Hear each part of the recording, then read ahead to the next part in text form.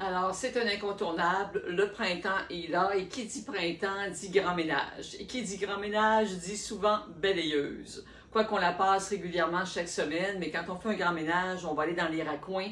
On a un peu plus d'étendue à faire si on veut commencer l'été sur le bon pied. Alors, je vais vous donner quelques conseils aujourd'hui pour faire en sorte que vous développiez une relation propre avec votre balayeuse et faire en sorte évidemment que votre dos va bien s'en ressentir par la suite. Parce qu'il faut se le dire, on est penché toujours le geste du même côté, même si on va tendre quand même à changer de bras. C'est pas toujours évident, alors on va faire ensemble un tour de ménage au moins de la partie ici de la clinique. Alors, quand on a une balayeuse, alors la voici. Vous ne deviez jamais penser me voir passer la balayeuse dans la clinique. Bien, écoutez, je ne la brancherai pas au moins pour qu'on puisse bien s'entendre. Mais c'est certain que si on a une balayeuse un peu plus, je dirais, moderne ou plus neuve, on va avoir la chance au moins d'avoir un manche qui est... Alors, il faut que je sois capable de l'utiliser. On va rire. Bon, voilà, on va rire. C'est ça, les lives. Alors... Bon, le voilà. Alors, vous voyez, je la passe souvent. Alors, on va allonger donc le manche de la balayeuse pour rester le plus possible à la même hauteur.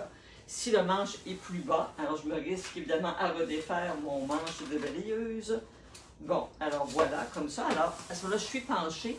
Évidemment, quand on dit penché, quand je me penche dans cette position-là, mon bas de dos est obligé de supporter tout le poids du haut du corps, ce qui n'est pas toujours l'idéal. Donc, si vous n'avez pas le choix, parce qu'on veut aller dans des petits raccoins, on veut être plus proche de ce qu'on a à exécuter, bien à ce moment-là, je vous suggère de passer la balayeuse en conservant les genoux fléchis. Donc, ce qui évite toujours donc, de faire le mouvement vers l'avant qui devient beaucoup plus restreignant pour le bas de dos. Donc, on reste penché, les genoux légèrement fléchis. On va pouvoir mettre une main sur la jambe et on va avoir un pied un devant l'autre et on ne fera pas de trop de grands mouvements. On va demeurer avec quand même un mouvement qui est plus court pour ne pas aller trop s'étirer le bras. Donc, on reste près de soi et on fait un mouvement donc plus proche. Et encore l'idéal, évidemment, c'est d'aller allonger. Vous voyez, quand on pratique, on l'a beaucoup plus facilement. Alors, on va évidemment, si on peut conserver un manche qui est beaucoup plus élevé, surtout si on est une plus grande personne, là, c'est beaucoup plus facile d'être à la hauteur de son corps, ce qui fait qu'à ce moment-là, on a une bonne charge, un bon appui sur le bas de dos. Alors, c'est sûr que tout ça, ça demande déjà aussi un effort physique. Ce que je vous suggère, avant de commencer à passer votre balayeuse, c'est quand même de vous échauffer. Alors, on peut le faire déjà, peut-être qu'on peut être sorti à l'extérieur, faire le tour, le pâté de maison, donc avec quand même un bon rythme.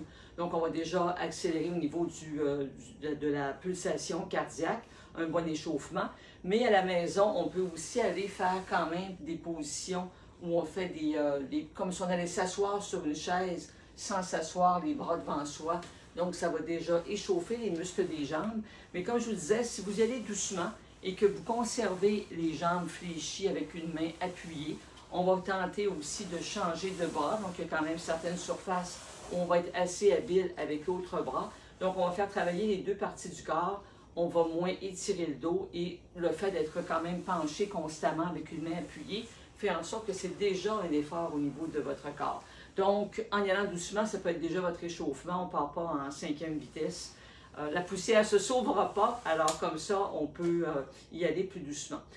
Ce qui est intéressant aussi, c'est qu'après d'avoir fait donc la balayeuse sur une bonne surface, on va quand même par la suite penser à faire des mouvements où on va avoir des flexions de côté.